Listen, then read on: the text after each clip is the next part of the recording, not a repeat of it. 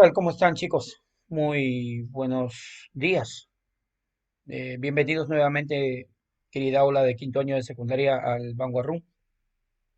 Vamos a continuar con el curso de gramática en esta semana. Estamos en el cuarto bimestre. Hemos empezado a trabajar el tema del verbo ya. Hemos visto lo que compete a sus morfemas flexivos o accidentes gramaticales. El día de hoy vamos a empezar con el estudio de la clasificación de los verbos en su primera parte. Hablaremos sobre la clasificación morfológica, empezaremos a estudiar los verbos personales e impersonales y luego pasaremos con la clasificación semántica con lo que corresponde a los verbos copulativos y no copulativos. Estamos en el aula de quinto año de secundaria y este es el curso de gramática. Vamos a empezar con la clasificación según el criterio morfológico, ¿sí? Según este criterio, los verbos se van a clasificar en personales e impersonales, ¿ok? Personales e impersonales. Los verbos personales, ¿ok? Son la mayoría de verbos que presentan un sujeto gramatical, sea este expreso o tácito, que aparezca o no aparezca dentro de la oración, pero se sobreentiende en este caso. Pueden conjugarse los verbos personales en las tres personas gramaticales del discurso, tomando en cuenta su representación mediante los pronombres personales, en este caso los pronombres tónicos. Yo, nosotros, tú, usted, ustedes, él, ella, ellos y ellas. Vamos a empezar entonces a analizar y reconocer a los siguientes verbos personales. Para ello, vamos a utilizar nuestras herramientas de siempre y vamos a empezar con el análisis sintáctico de cada una de las oraciones. Así que atento, por favor, porque desde este momento entramos a estudiar, entramos al estudio de la sintaxis. La sintaxis, como una rama de la lingüística, se encarga de estudiar los sintagmas. ¿Qué cosas son los sintagmas? Son estructuras que cumplen una función determinada, palabras o conjunto de palabras que cumplen una función determinada. Los sintagmas más conocidos son el sintagma nominal, más conocido como sujeto, y el sintagma verbal, más conocido como predicado. La fusión de estos dos forma una oración. Entonces vamos a empezar a analizar oraciones y las funciones que cumplen las palabras dentro de la misma.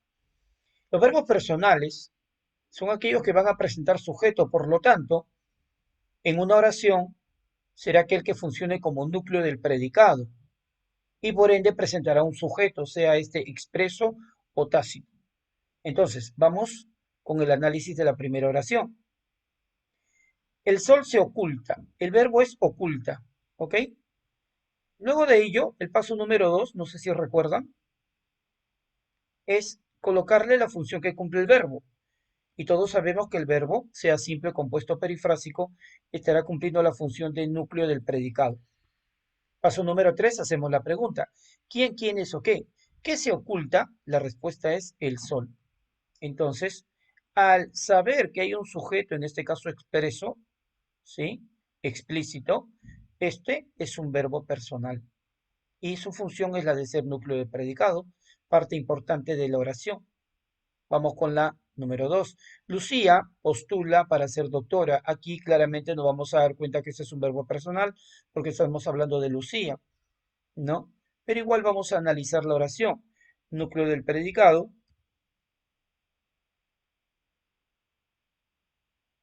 Y decimos, ¿quién postula para ser doctora? La respuesta es Lucía. Claro que sí. Por lo tanto, es un verbo personal.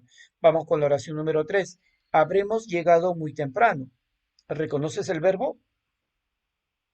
Ok, es un verbo compuesto. Habremos de haber y llegado como participio.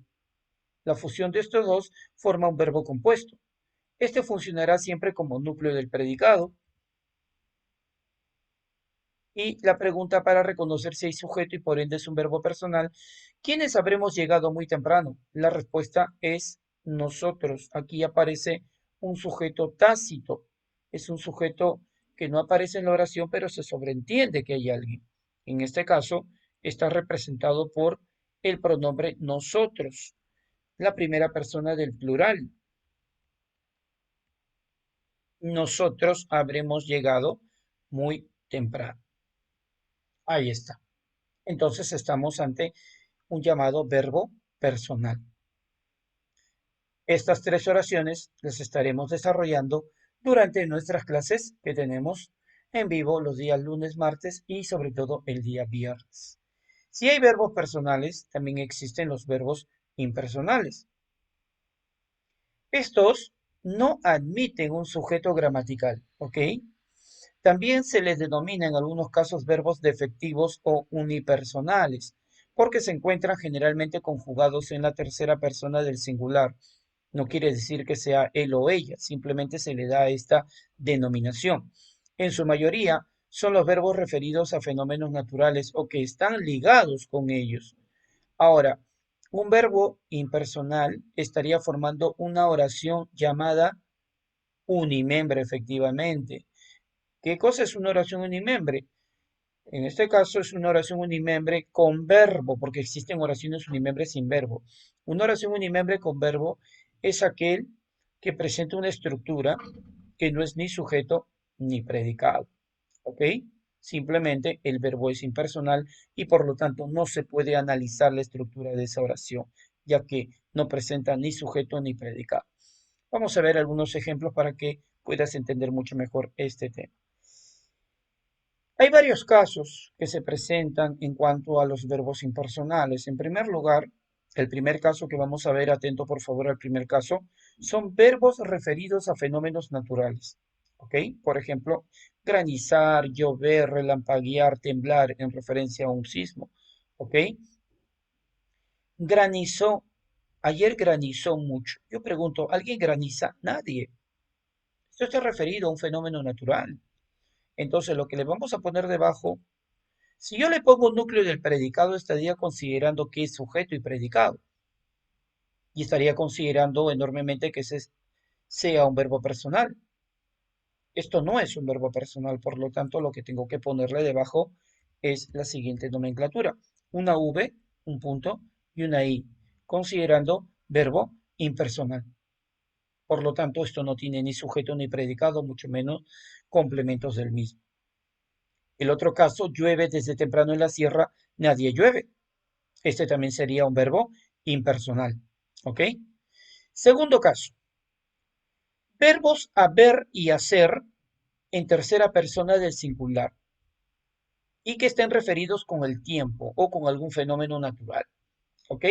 Por ejemplo, aquí hace mucho frío. El verbo es hace, viene de hacer. Yo pregunto, ¿alguien hace mucho, perdón, mucho calor? Dice. Aquí hace mucho calor. ¿Alguien hace mucho calor? No, no. Yo creo que aquí lo que vale es el sentido común para poder analizar el contexto de la oración. Por lo tanto, ese verbo también es un verbo impersonal, claro que sí. Y estamos ante otra oración unimembre, efectivamente. No, porque es una oración unimembre, más allá de que no presenta una estructura, pero que es una oración, ya que expresa una idea completa. ¿Sí? Había mucha presión. ¿Ok? Había. ¿Ok? Generalmente haber funciona como auxiliar, por lo tanto necesitaría de un participio para que sea un verbo. Al no tener participio, generalmente no va a ser un verbo personal, sino un verbo impersonal. Tercer caso, verbos ser y estar en tercera persona del singular, que también estén referidos con el tiempo o con un fenómeno natural. Por ejemplo, dice, es tarde para arrepentirnos. Es, estamos hablando de tiempo, ¿no? Claro, sentido común. Por lo tanto, este verbo también es un verbo impersonal. No podemos analizar su estructura en sujeto, mucho menos en predicado. Y la otra oración dice, está amaneciendo. Ojo, cuando dicen, hoy amanecí contento, está siendo mal utilizado ese verbo en referencia a, eh, a un al tiempo, a un fenómeno natural, básicamente. Más que fenómeno natural al tiempo, ¿ya? No se puede utilizar amaneciendo para referirse a una persona, eso es imposible. Por lo tanto, está es el verbo, ¿ok? Yo no puedo decir él está amaneciendo, porque este de aquí es un gerundio y que tiene su infinitivo amanecer, ¿ya? Y que se puede conjugar, es un verbo impersonal. Por lo tanto, está es un verbo impersonal, ya que está referido al tiempo. Y por último, otro caso de verbos impersonales, aquellos que están encabezados con el pronombre se y que por ende no señalan a un sujeto específico. Se venden marcianos, ¿ok? El verbo es venden. Ahí está, venden. Si yo considero que es núcleo de predicado, preguntaría, ¿qué se venden? Marcianos. Consideraría que los marcianos son los sujetos, ¿no? Ahora, ¿qué hacen los marcianos? ¿Se venden? No tendría sentido, ¿no? Por lo tanto, aquí en esta oración, el verbo vende es un verbo impersonal, al igual que en la siguiente oración. Aquí se alquilan ternos, los ternos no se alquilan solos. Aquí no hay un sujeto quien realice la acción, al igual que acá. Por lo tanto, también este sería un verbo impersonal, efectivamente. ¿Ok? Entonces, terminamos la primera parte con respecto al estudio de la clasificación morfológica en cuanto a los verbos personales, que aquellos que presentan conjugación, en este caso morfema flexivo de persona, y a los impersonales, aquellos que no señalan a un sujeto gramatical.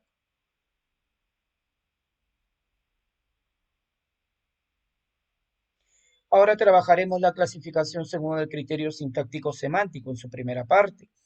Ese criterio nos dice que los verbos se clasifican semánticamente, en primer lugar, en copulativos y predicativos o no copulativos.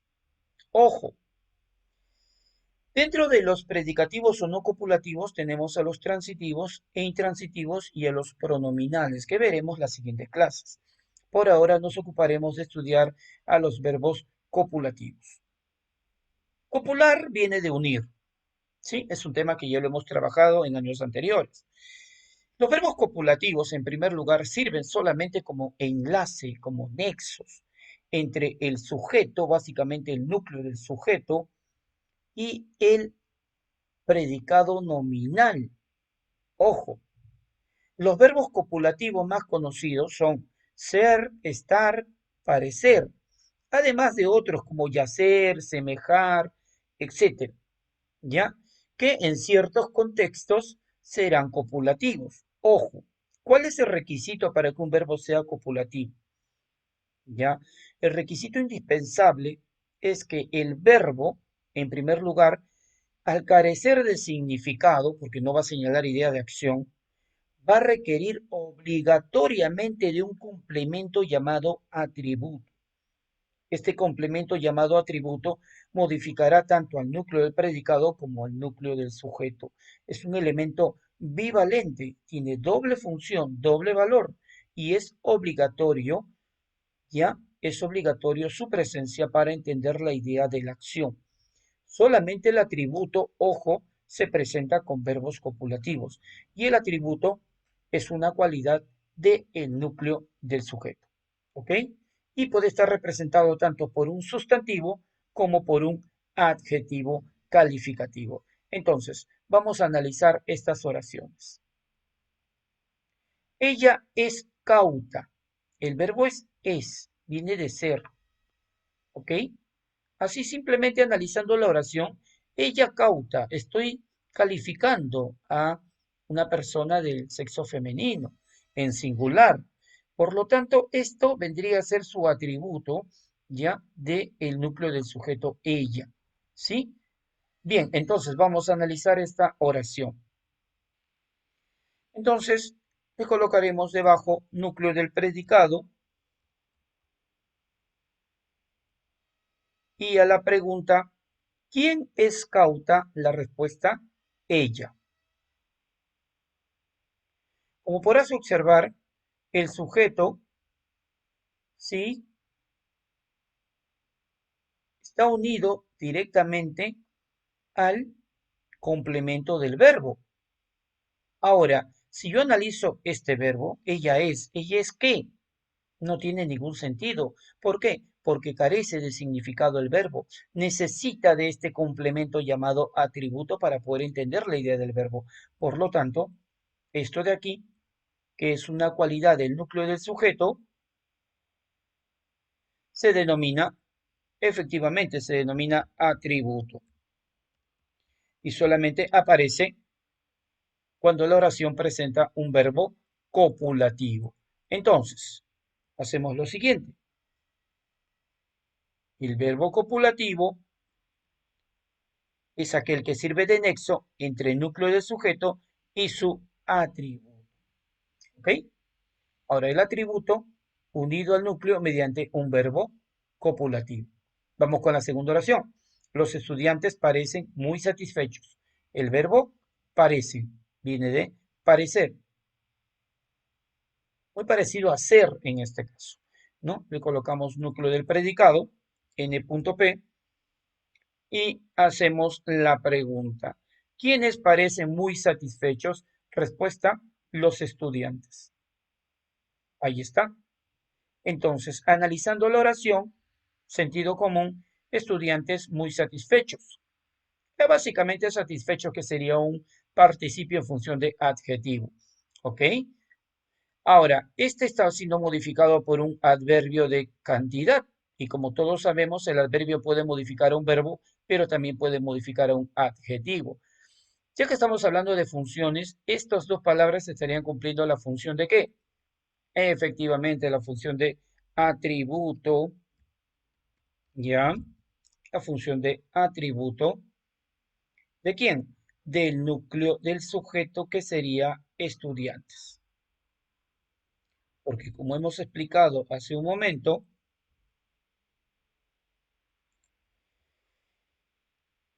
el atributo es un elemento que modifica tanto al núcleo del predicado como al núcleo del sujeto. Es un elemento bivalente.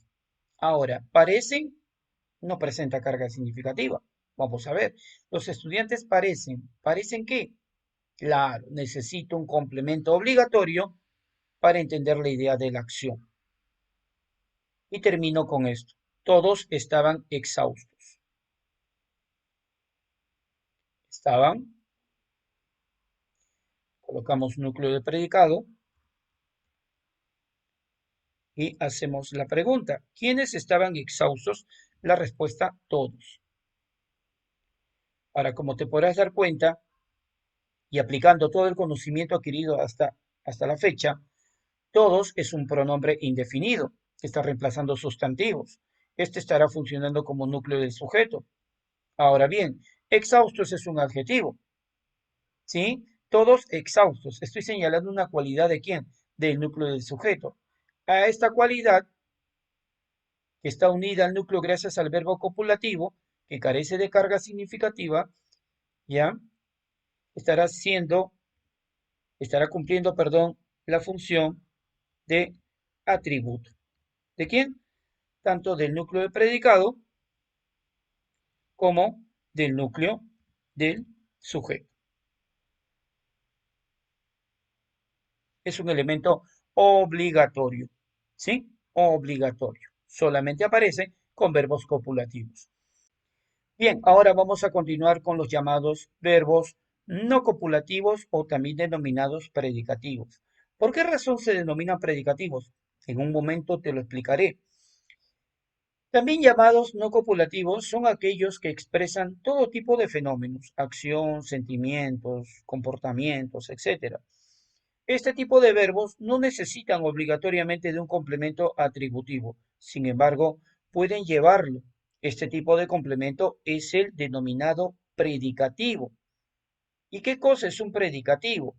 Un predicativo es un complemento del núcleo del predicado que señala una característica del verbo o del objeto directo. ¿Ok? Ahora, vamos a analizar oraciones, ¿sí? En donde vamos a encontrar que los verbos, por ejemplo, irá, por ejemplo, baila y está, No necesitarán de un complemento atributo para entender la idea de la acción, ya que la acción se desarrolla en el mismo verbo, según el contexto en que se presenten cada uno de ellos. Ojo, a diferencia de los copulativos, yo puedo decir ella es. ¿Qué cosa es? No tiene sentido el verbo, carece de significado, necesito de un atributo. Aquí no. Ella irá con sus abuelos. Irá. Listo, se acabó, hay acción. Vamos a ver. Le colocamos núcleo del predicado, ¿ok? N.P y hacemos la pregunta. ¿Quién irá con sus abuelos? La respuesta es ella. Ella. Ahí está. Ella. Ahora, no necesita de un atributo, pero sí puede tener otros complementos, como por ejemplo, esto estaría cumpliendo la función de complemento, ¿recuerdas? Circunstancial de compañía.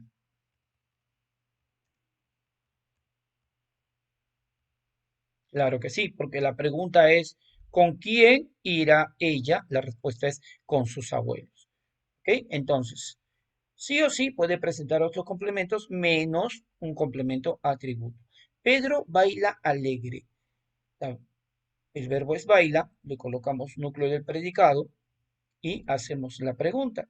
¿Quién baila alegre? La respuesta es Pedro. ¿Ok? Pedro. Ahora, tenemos aquí un complemento, alegre, que es un adjetivo. Pero este adjetivo ya señala una cualidad del verbo, ¿ya? No es un complemento circunstancial de modo, ojo, no responde a la pregunta cómo baila Pedro. ¿Por qué? Porque es un adjetivo, es una cualidad, y este se le está agregando al verbo. A este complemento del verbo, ojo, más no de Pedro, sino de la forma como baila, se le llama predicativo. ¿Ok? Perdón, ahora sí, porque es un complemento del núcleo del predicado.